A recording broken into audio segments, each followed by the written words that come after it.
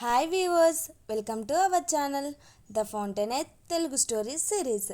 Episode 12 Dominic స్వేచ్ఛ తత్వం. గత ఎపిసోడ్లో ఓమ్వర్డ్ రోర్క్ తన మొదటి స్వాతంత్ర ప్రాజెక్ట్ అయిన అస్టెన్ హెల్లర్ హౌస్ నిర్మాణాన్ని విజయవంతంగా పూర్తి చేశాడు. కానీ అతని ప్రతిభను ప్రపంచం గుర్తించలేదు. ప్రముఖ ఆర్కిటెక్చర్ పత్రికలు, సంఘాలు, విమర్శకులు ఆ ఇంటిని పూర్తిగా విస్మరించాయి. మరికొందరు దాన్ని ఎగతాళి చేశారు. అయినప్పటికీ రోర్క్ తన మార్గాన్ని మార్చుకోలేదు. అతను నమ్మిన సత్యం కోసం ముందుకు సాగుతూనే ఉన్నాడు.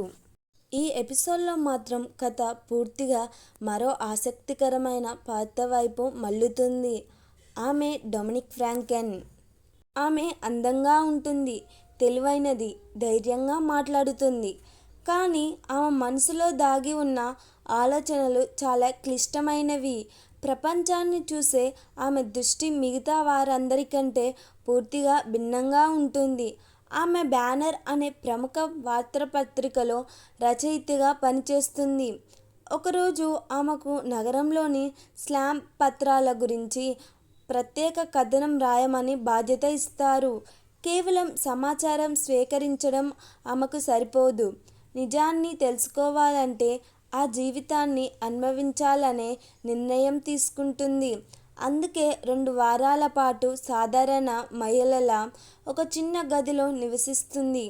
అక్కడ విశాలవంతమైన జీవితం లేదు. తాగునీటి కోసం ఇబ్బందులు, ఇరుకైన గదులు, అపరిశుద్ధమైన పరిసరాలు, పంచుకోవాల్సిన వంటగది, ఇవన్నీ ఆమె రోజువారీ జీవితంలో భాగమవుతాయి. కానీ ఈ 2 వారాల్లో ఆమె కేవలం పేదరికాన్ని మాత్రమే చూడదు. కొన్ని కుటుంబాలు నిజంగా దురదృష్టానికి బలయ్యారని ఆమె గుర్తిస్తుంది. అదే సమయంలో మరికొంతమంది తమ బాధ్యతారహితం, అలసత్వం, చెడు అలవాట్ల వల్ల కూడా అపరిశుద్ధంలోనే చిక్కుపోయారని గమనిస్తుంది. ఆ విషయాన్ని చాలామంది చెప్పడానికి భయపడతారు. ఎందుకంటే అది ప్రజలు వినాలనుకునే నిజం కాదు. 2 వారాల తరువాత ఆమె కార్యాలయానికి తిరిగి వచ్చి తన అనుభవాలను వ్యాసాల రూపంలో రాస్తుంది. అవి కఠినమైనవి, నిజాయితీతో నిండినవి. చాలామంది వాటిని ప్రశంసించారు. కొద్ది రోజుల తర్వాత ఆమెను సామాజిక సేవకుల సమావేశంలో ప్రసంగించమని ఆహ్వానించారు. ఆ సమావేశానికి వచ్చిన వారు ఒకే విధమైన ప్రసంగాన్ని ఆశించారు. పేదరికానికి కారణం ధనికులేనని, సమాజమే బాధ్యత వహించాలని, ప్రజలపై సానుభూతి చూపాలని.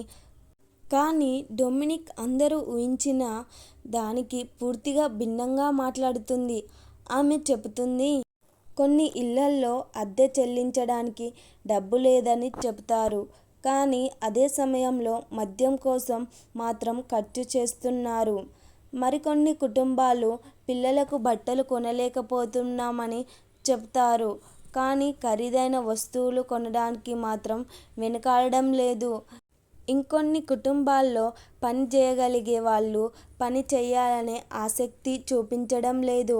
ఆమె ఉద్దేశం పేదలను అవమానించడం కాదు, సమస్యను పూర్తిగా అర్థం చేసుకోకుండా ఒకవైపు మాత్రమే చూడకూడదని చెప్పడం. కానీ అక్కడున్న చాలామందికి ఆమె మాటలు నచ్చవు.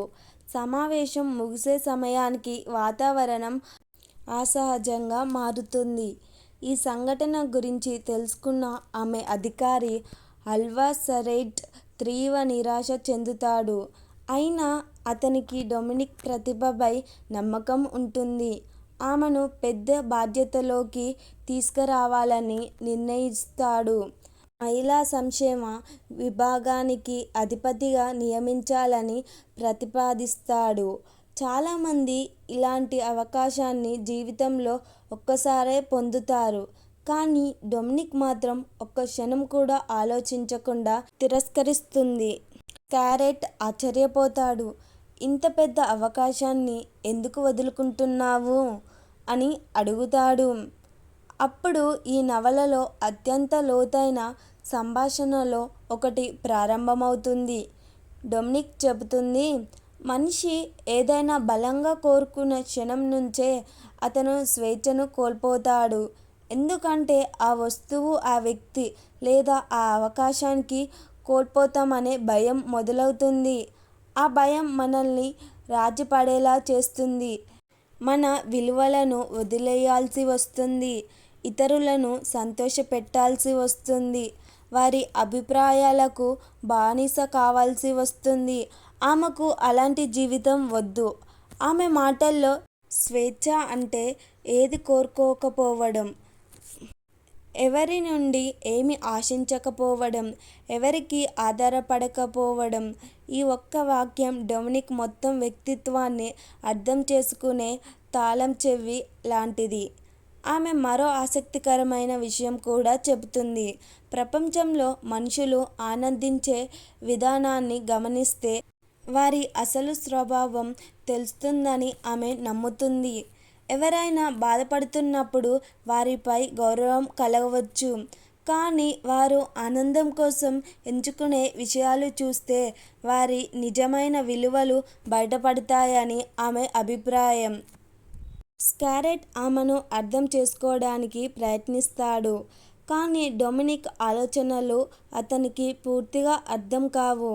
చివర్లో ఆమె తన గతంలోని ఒక సంఘటనను చెబుతుంది.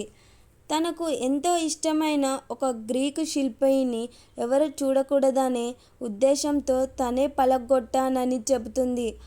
ఈ మాట విన్న స్కారెట్ పూర్తిగా ఆశ్చర్యపోతాడు. కానీ డొమినిక్కి అది సహజమే. తనకు నిజంగా విలువైనది